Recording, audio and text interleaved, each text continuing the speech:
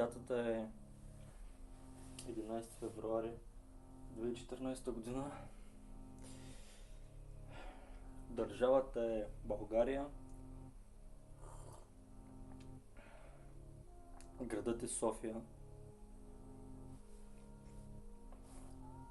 А ти, Валя, си моят въображаем събеседник за записите, за видеозаписите, които са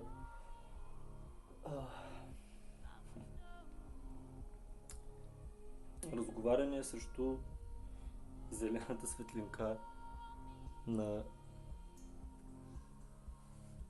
мобилния ми компютър. Това е първият запис, чрез който настройвам софтуера, който мисля да ползвам за видео.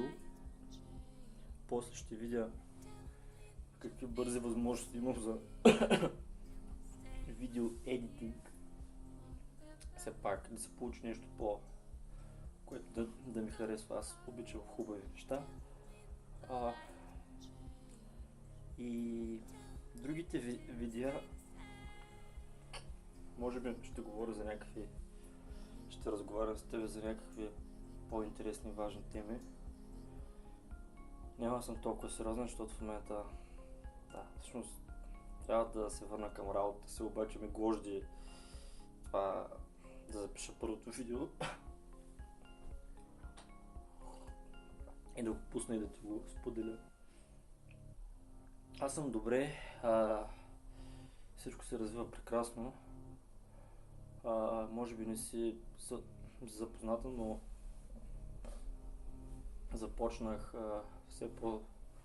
започвам да материализирам все по-усърдно първия си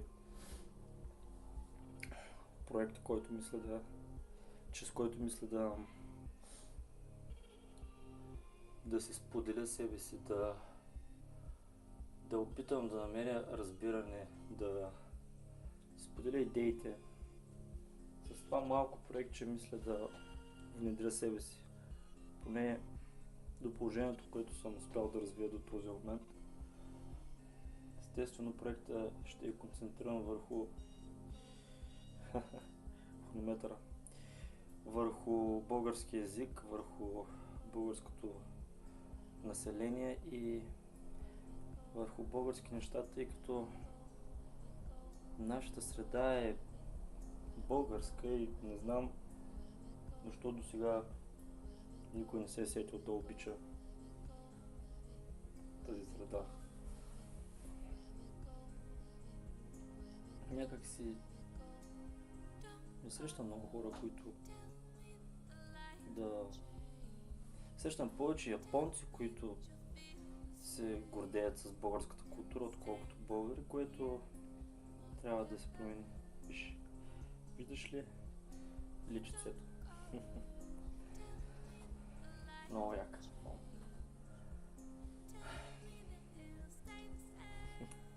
Надявам се, че си добре. При мен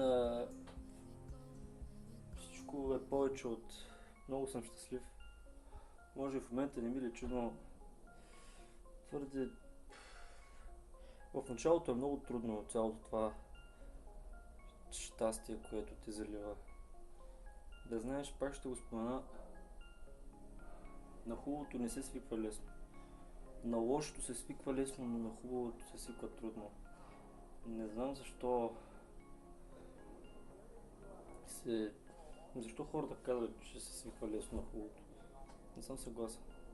Бая труд положих да извлека някаква полза от хубавото последните месеци. В момента контрола е по-добър, почва да става все по-добре.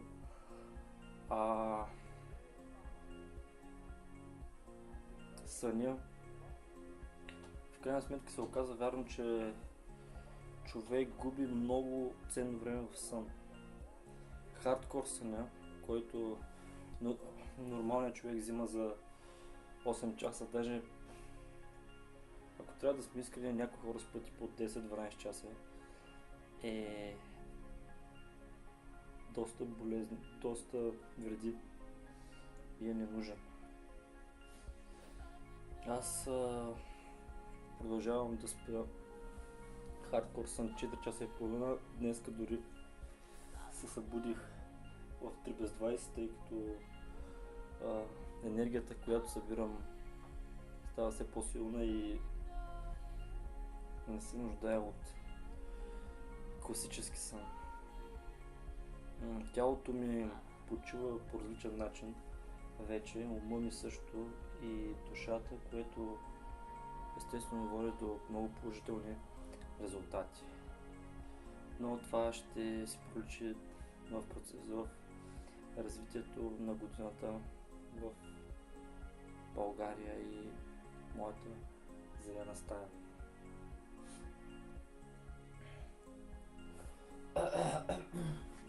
Онзи ден взех много приятно зелено чайче. Забравих му името на...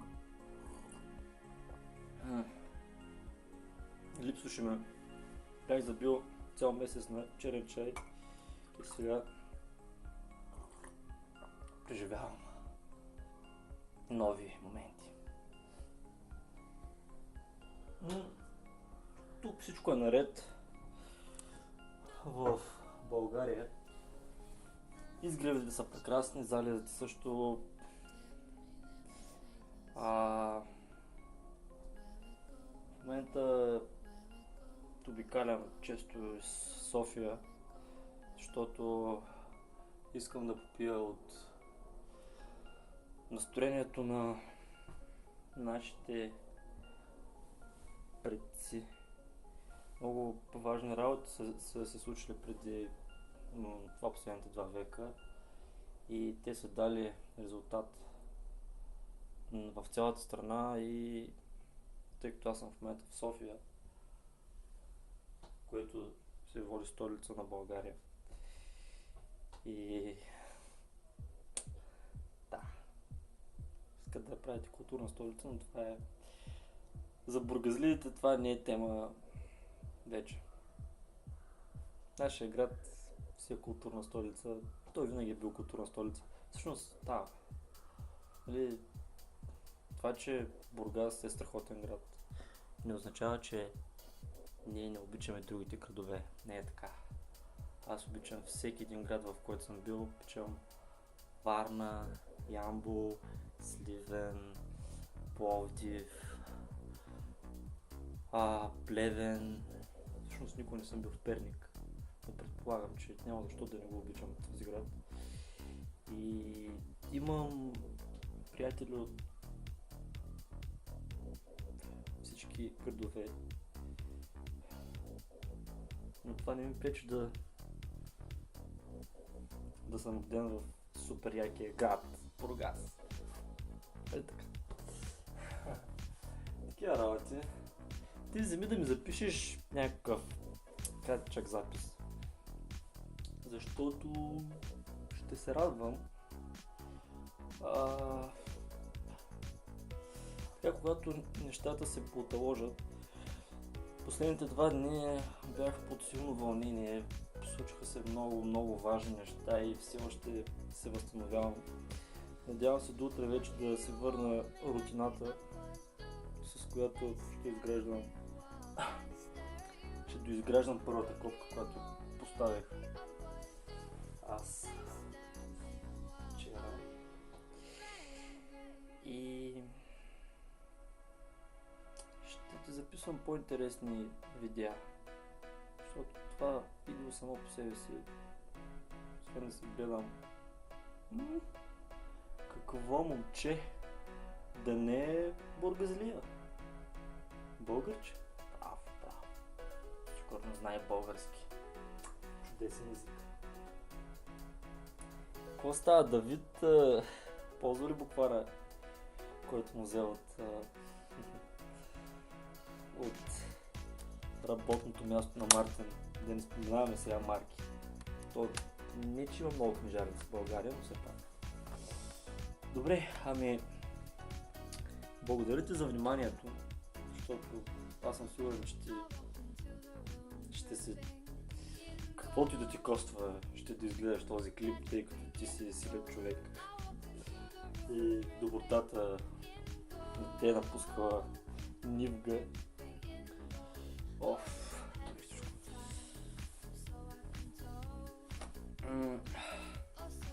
Пожелавам ти приятели дни в Фурансу.